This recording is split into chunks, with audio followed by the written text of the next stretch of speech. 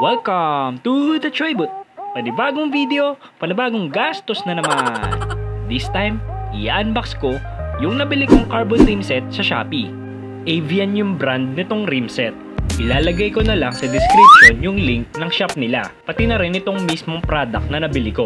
Available ito sa 38, 45 at 50mm center lock or 6-bolt type. Well secured naman yung box pagdating sa akin. Wala akong nakitang yupe or kung ano man damage sa packaging. Pagbukas, may kita mo agad yung rim na may balot pa. Hindi lang sa labas, pati sa loob maayos at secured ang packaging. Kumuha na ako ng isa para buksan. Unang silay ko pa lang, wala na, finish na. Tignan muna natin isa-isa yung mga decals sa mismong rim.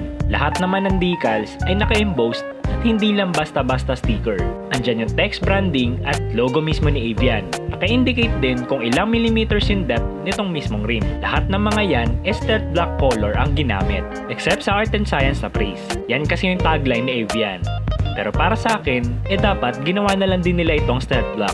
Nagulat ako dahil wala akong nakitang butas sa mismong rim, except sa mismong suotan ng valve. Meron itong 25mm rim width. No need na maglagay ng rim tape kung gagamit ka ng inner tubes. At need mo naman maglagay ng tubeless rim tape kung mag-tubeless setup ka. Meron itong 24 holes for both front and rear.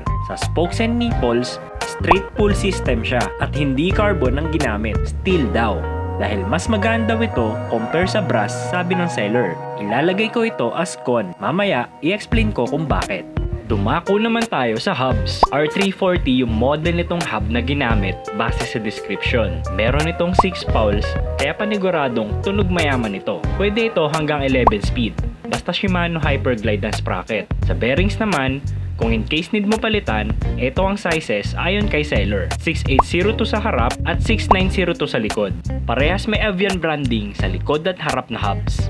Hindi ko lang sure kung in-house talaga nila itong hubs or rebranded lang. Tignan natin kung gaano kabigat itong rims. Sa harap, 705 grams yung lumabas sa scale natin. At 825 grams naman sa likod. Quick sound check lang natin yung hubs.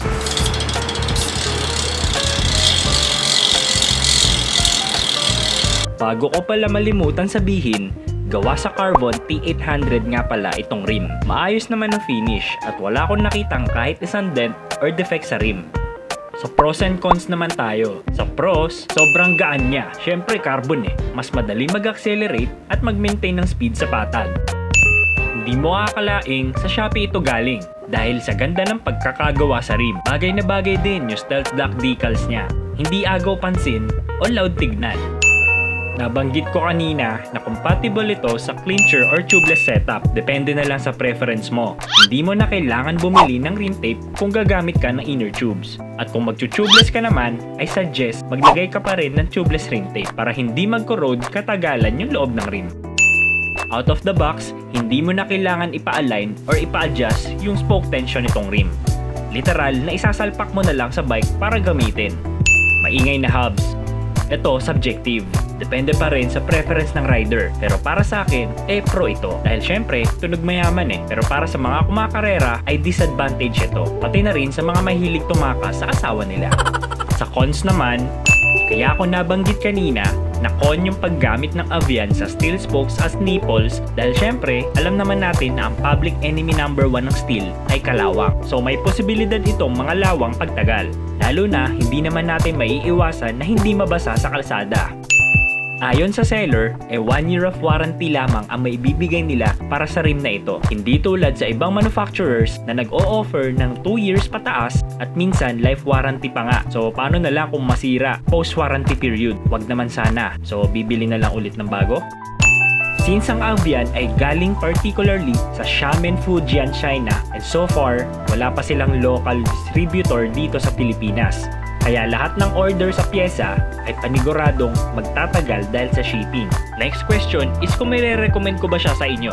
Yes, syempre, hindi ito sponsored Bukod kasi sa abot kaya, buhay na patunay yung mga cycling friends ko na madalas kong kasama sa ride ang nakabili at gumagamit nitong Avian rims. Actually, sila nga ang nambudol sa akin na bumili nito. Common misconception lang kasi sa atin na porke galing China, sirain na. Pero Pero sa experience naman nila na nakita ko rin, hundreds of kilometers na ang natakbo at madami-daming lubak na rin ang nadaanan, wala pa rin cracks o damage sa mismong rim. Gagawa na lang din ako ng sarili kong long-term review about sa personal experience ko dito sa Avian Rims. Abangan nyo na lang sa mga susunod na videos. This is Choi from the Choi Booth. Ride safe, everyone!